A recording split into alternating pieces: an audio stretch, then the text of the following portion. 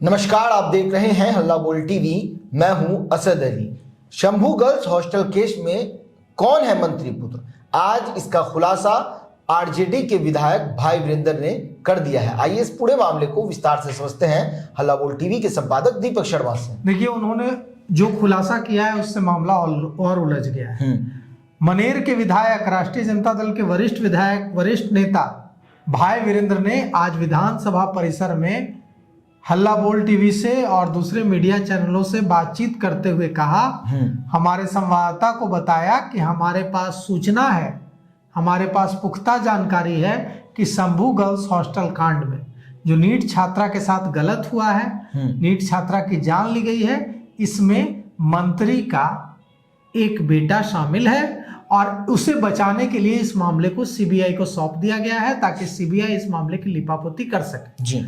पत्रकारों ने उनसे पूछा कि बिहार के गृह मंत्री, बिहार के होम मिनिस्टर सम्राट चौधरी हैं और सम्राट चौधरी पूछ रहे हैं कि हमें तो नहीं पता, पुलिस को नहीं पता, एसआईटी को नहीं पता कि किस मंत्री का बेटा इसमें शामिल है। सम्राट चौधरी पूछ रहे हैं कि अगर यह बात पता है विपक्ष के नेताओं को तो वे सिर्फ मंत्री पुत्र कह रहे हैं, नाम लेकर बताएं कि कौन मंत्री है, उस मंत्री का कोई तो नाम तो होगा, उस मंत्री का नाम क्या है, उसके बेटे का क्या नाम है, और उसके बाद हम जांच करवाएंगे। और सम्राट चौधरी ने कहा है कि जो भी होगा उसको हम जेल भेजेंगे। राबड़ी देवी ने जब मंत्री पुत्र का नाम लिया था तब सम्राट चौधरी ने इस पर सफाई दी थी और कहा था कि जिसका भी नाम वो ले रहे हैं उसका नाम सार्वजनिक करें, हम कार्रवाई करेंगे, हम एक्शन लेंगे। लेकिन राबड़ी देवी ने नाम नहीं बताया। आज भाई वीरेंद्र से पूछा गया कि सम्राट चौधरी नाम पूछ रहे हैं मंत्री का और मंत्री के बेटे का, आप बता क्यों नहीं रहे अगर आपको पता है? तो भाई वीरेंद्र ने क्या कहा आप खुद सुनिए। अंधी गूंगी बहरी सरकार, होश में आओ, होश में आओ। और छात्रों के साथ, छात्राओं के साथ, जो लड़कियों के साथ, महिलाओं के साथ जो बलात्कार हो रहे हैं और आज तक नीट छात्रा का कहीं कोई मामला नहीं हुआ, उसकी लिपापोती कर दी गई और सरकार में बैठे मंत्री के बेटा उसमें शामिल है, इसलिए सरकार उसको सीबीआई में भेजी ताकि ऊपर में लिपापोती किया जा सके। रोज बलात्कार हो रहा है लड़कियों का, रोज हत्या हो रही है लड़कियों का, लेकिन सरकार अपनी पीठ को अपने से थपथपा रही है कि कानून व्यवस्था यहाँ ठीक है, यहाँ आधी रात में भी लोग जा सकते हैं, लेकिन आप लोग गवाह हैं, आप पत्रकार हैं, आप बताइए यहाँ की बहू बेटियां क्या सुरक्षित है? किस मंत्री को बचाने की कोशिश हो रही है? ये तो आप लोग पता लगाइए। हमने फेंका है गेंद, आप चौका मारिए, छक्का मारिए, आप पता लगाइए। सम्राट चौधरी पूछ रहे हैं कि आप लोग बताइए ना। ये आरोप गलत नहीं लगा रही, ये सही आरोप है। सरकार में बैठे कुछ ऐसे मंत्री हैं जिनके बेटा यही सब काम करते हैं और हत्या भी करते हैं और बलात्कार भी करते हैं। आप लोग नाम बताइए, गृह मंत्री कह रहे हैं। तो देखिए, भाई वीरेंद्र कह रहे हैं कि पत्रकार पता लगा लें। ये पत्रकारों पर हम छोड़ते हैं जिम्मा, पत्रकारों को भी तो कुछ काम करना होगा। पत्रकार कहां से पता लगा लें? बिल्कुल, अगर आपको पत्रकारों को पता होता तो पत्रकार लिख देते, हमें पता होता तो हम लिख देते, हम चला देते। हमें तो नहीं पता, पत्रकारों को नहीं पता।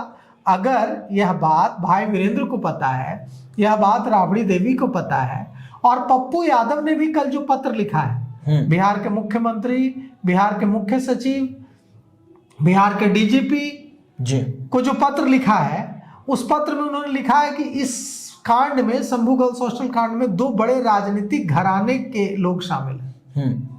सब इशारे पर इशारे दे रहे हैं। पप्पू यादव इस मामले में लंबे समय से बोल रहे थे, लेकिन पप्पू यादव विवादित बयान देते रहते हैं।